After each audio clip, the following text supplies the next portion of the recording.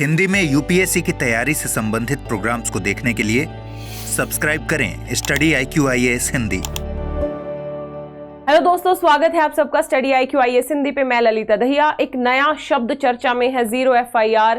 ये शब्द क्यों चर्चा में है, ये होता क्या है, इसको हम विस्तार से आज इस वीडियो में डिस्कस करने का प्रयास करेंगे।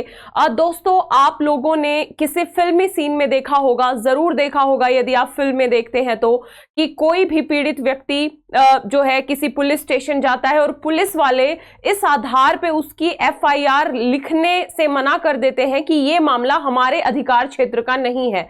आप उस पुलिस स्टेशन जाइए जिस अधिकार क्षेत्र में यह मामला आता है, ठीक है। तो अक्सर पीड़ित व्यक्ति को, जो उस समय उस मनः स्थिति में नहीं होता है कि वो एक स्टेशन से दूसरे स्टेशन धक्के खाए, उस पीड़ित व्यक्ति को कई बार प्रताड़ित होना पड़ता है। ध्यान रखिएगा, उसी के संदर्भ में 2012 में निर्भया कांड आप लोगों ने सुना होगा। निर्भया कांड के बाद वर्मा कमेटी ने रिकमेंडेशन दी थी, ध्यान रखिएगा।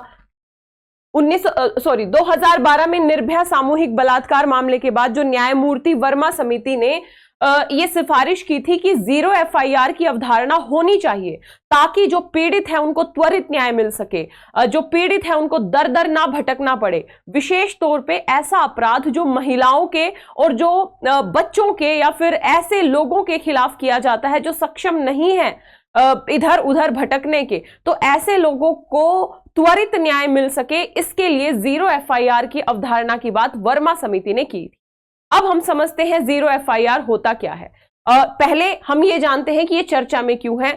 अभी हाल ही में तेलंगाना के मुख्यमंत्री के खिलाफ आपत्तिजनक टिप्पणी करने के मामले में एक पूर्व मंत्री के खिलाफ जीरो FIR का मामला दर्ज किया गया। एक बात। दूसरी बात, अभी मणिपुर जो हिंसा हुई थी, मणिपुर में लगभग 6000 के आसपास जीरो FIR दर्ज की गई, तब भी ये मामला काफी चर्चा में था जीरो FIR का, ठीक है, ध्यान रखिएगा। तो ये तो है मुद्दा चर्चा में है भाई। होती क्या है जीरो FIR, तो ध्यान रखिएगा, ये एक आधुनिक और बेहतरीन अवधारणा है और इस अवधारणा के तहत एक FIR के विपरीत जो क्षेत्राधिकार द्वारा प्रतिबंधित होती है, भाई आप FIR वहीं पे दर्ज कराते हो जिस क्षेत्राधिकार में वो पुलिस स्टेशन आता है। इस FIR की संकल्पना के विपरीत जीरो FIR किसी भी पुलिस स्टेशन में दर्ज कराई जा सकती है और कोई भी पुलिस स्टेशन जीरो FIR लिखने से मना नहीं कर सकता है, ठीक है। तो किसी भी पुलिस स्टेशन में ये FIR दर्ज कराई जा सकती है, भले ही उस पुलिस स्टेशन के अधिकार क्षेत्र का वो मामला ना हो। पहली बात समझ में आ गई, ध्यान रखिएगा। अब जिस पुलिस स्टेशन में ये FIR दर्ज कराई गई उसे इस सीरियल नंबर 0 दिया जाता है, यानी इसको कोई नंबर नहीं दिया जाता, 0 नंबर दिया जाता है कि भाई ये मामला हमारे अधिकार क्षेत्र का नहीं है, लेकिन हम FIR दर्ज कर रहे हैं 0 सीरियल नंबर के साथ। तीसरा पॉइंट आपको ध्यान रखना है, अब इस पुलिस स्टेशन की जिम्मेदारी होती है कि ये उस केस को जो उनके अधिकार क्षेत्र में नहीं था उस पुलिस स्टेशन को ट्रांसफर करेंगे जिसके वास्तविक अधिकार क्षेत्र में ये मामला आता है।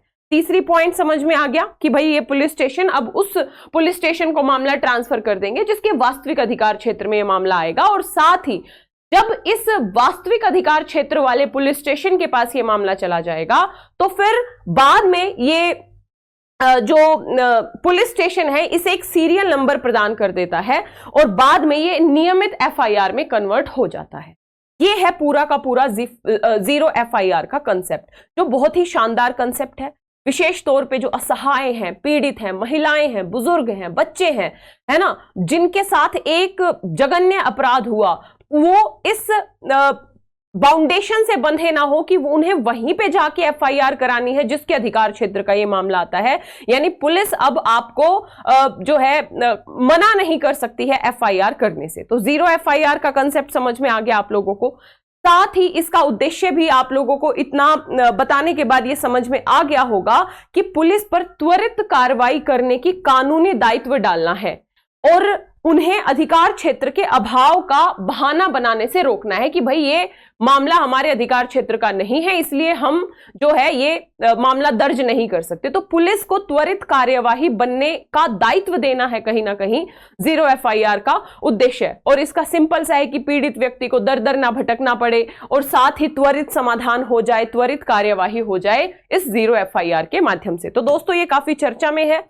पीटी में यहां से सीधा सीधा क्वेश्चन बन सकता है, क्योंकि यदि आप 2021, 22, 23 का पैटर्न देखेंगे पॉलिटी के क्वेश्चंस का, तो पॉलिटी के ज्यादातर क्वेश्चन आपके बेसिक और नॉलेज से रहते हैं, लेकिन एक दो क्वेश्चन करंट से बना है। जैसे आपने ये एक क्वेश्चन आया था जुडिशियल और उसका डिफरेंस पूछा था एक बार, ठीक है, तो जीरो एफआईआर आप लोगों के लिए महत्वपूर्ण हो जाता है।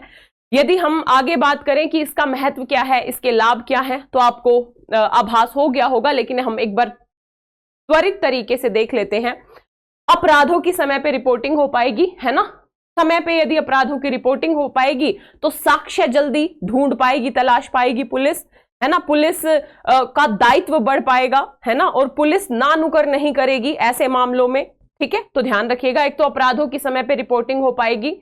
अप्रबंधित जो क्षेत्राधिकार पहुंच है, ध्यान रखिएगा, तो क्षेत्राधिकार के आधार पे पुलिस नानुकर नहीं कर पाएगी। इससे जो भी साक्ष्य हैं, यदि समय पे रिपोर्टिंग हो गई तो साक्ष्यों का संरक्षण बेहतर तरीके से हो पाएगा, पीड़ितों का सशक्तिकरण हो पाएगा। पीड़ित को अब दर दर नहीं भटकना पड़ेगा, ध्यान रखिएगा, तो पीड़ितों का सशक्तिकरण हो पाएगा।